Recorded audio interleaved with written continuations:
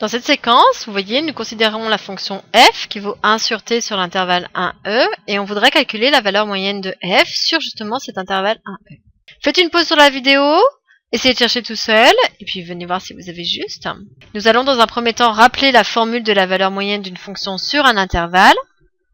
Donc la valeur moyenne elle est définie par mu qui vaut 1 sur b moins a, intégrale entre a et b de f de t dt. Donc si nous voulons la valeur moyenne de f, ici, donnée dans l'énoncé, ça veut dire que c'est 1 sur, donc on veut sur l'intervalle AB. Donc ça veut dire que ça c'est l'intervalle considéré. Donc pour nous c'est l'intervalle 1e. Donc A c'est 1 et B c'est E. Donc ça va faire 1 sur E moins 1.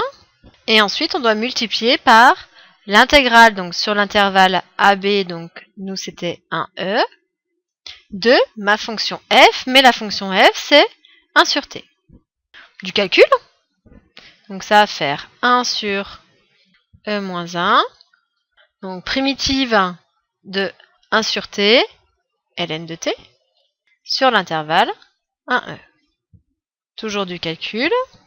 On sait qu'on doit faire l'image de la bande supérieure déjà, donc ln de e, et ensuite moins l'image de la borne inférieure, donc ln de 1.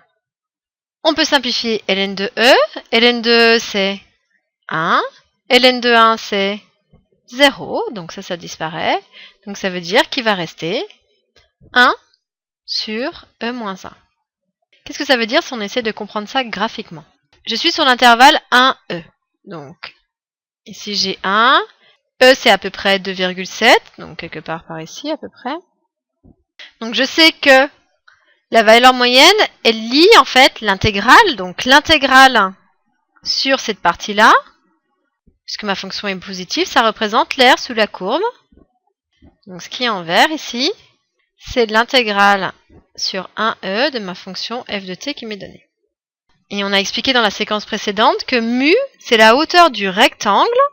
Donc c'est-à-dire, si on fait 1 divisé par e de 1 moins 1, ça fait à peu près, ici, 0,58. C'est-à-dire que la hauteur de mon rectangle ici, donc à peu près 0,5, 0,6, ça c'est mu. Et bien si je trace le rectangle ici, l'aire de ce rectangle sera le même que l'intégrale.